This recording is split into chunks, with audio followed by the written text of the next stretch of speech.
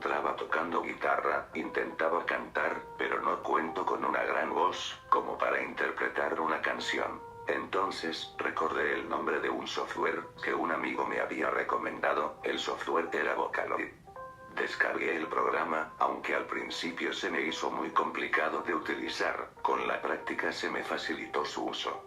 Decidí empezar a escribir una canción en Vocaloid, la canción que escribí era de mi autoría, y en español. Tardé mucho tiempo en escribirla, pues no tenía mucha práctica. Cuando terminé de escribir, escuché mi canción de principio a fin, tal vez no era muy buena, pero era mía. Cuando me convenció el resultado, empecé a tocar mientras escuchaba mi canción. Al principio todo iba bien, hasta que el programa dejó de funcionar y se cerró, y apagué mi PC, pues ya era muy tarde, y moría de sueño. Ya por la tarde, encendí la PC, para seguir practicando, abrí el software, y continué con el ensayo. Todo siguió normalmente, hasta que Vocaloid dejó de funcionar otra vez. Se cerró, y volví a abrirlo, pero, cuando abrí mi canción, ya no era la misma, se había cambiado una sola palabra, en toda la letra de mi canción. Pues, en una parte de mi canción decía, ayúdame, y cuando la reproduje, se podía escuchar claramente que decía, ayúdame a salir de aquí. No se me hizo raro, pues a veces el programa se cerraba y se alentaba, pensé que ese cambio era por lo mismo, pero no, esta vez no fue así.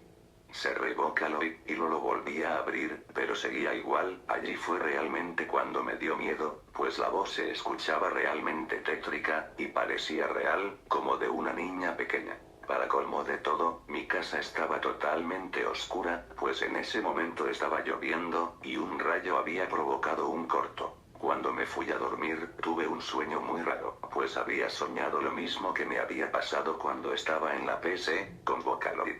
En mi sueño logré distinguir una silueta, que paseaba por mi cuarto, tenía el cabello largo, y un vestido blanco.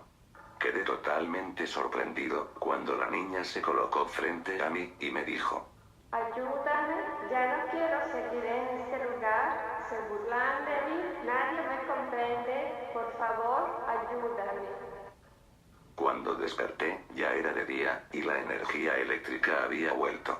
Me dirigí inmediatamente a mi computadora, pues quería eliminar ese programa, que solo me estaba causando problemas.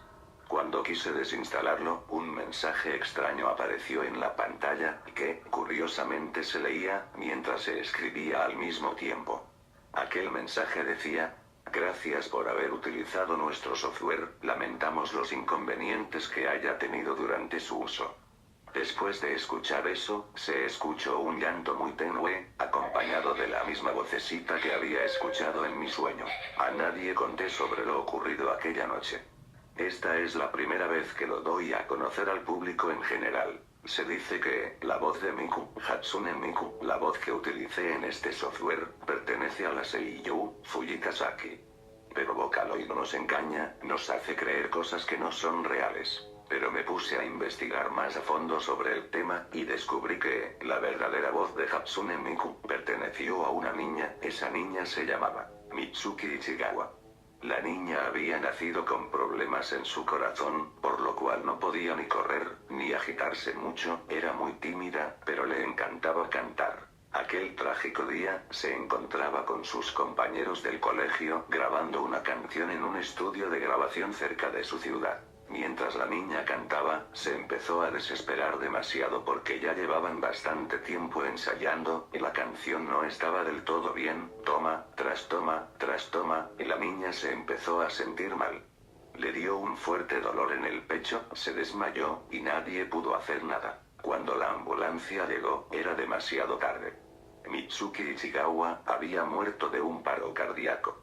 Después de tan fatal acontecimiento, el estudio de grabación cerró sus puertas para siempre, las grabaciones misteriosamente desaparecieron del estudio de grabación, se presume que el antiguo dueño tenía acceso al estudio, y entró a robar las grabaciones para uso personal. Ahora, nos llenan la cabeza de cosas que no son ciertas, vivimos rodeados de engaños por parte de Yamaha, que son los creadores de este software.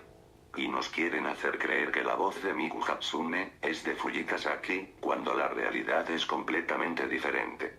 Por favor, no se dejen engañar por este tipo de programas, que nadie sabe quién o qué está detrás de todo esto. Bien amigos.